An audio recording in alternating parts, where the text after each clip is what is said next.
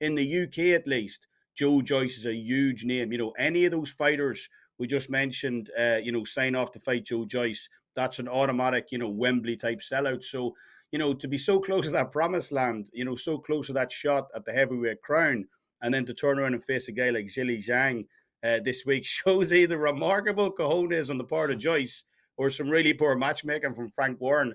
Perhaps a mixture of both here, because Zhang is not the type of fighter you bring in for a stay busy opponent.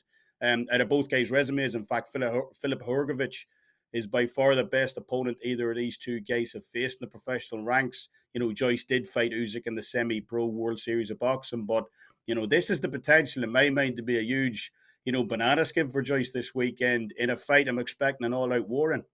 Joe Joyce is just way too easy to hit in there. Statistically, Joe Joyce is actually the easiest fighter to land on in boxing with power shots.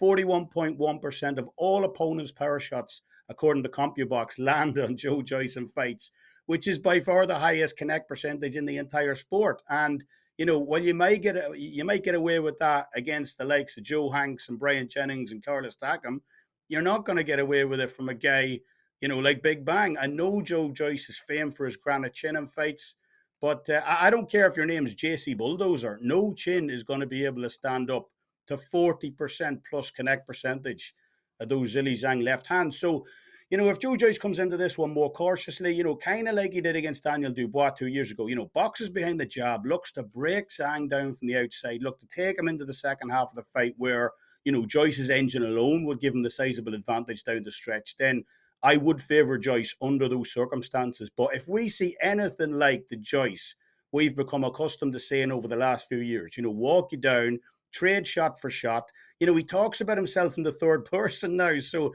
I really start to think he's believing those press clippings. If that's the case, if this turns into a war, I'm more than happy to come in here and take the plus 1200 on offer for Zhilei Zhang to win this one by KO on Saturday.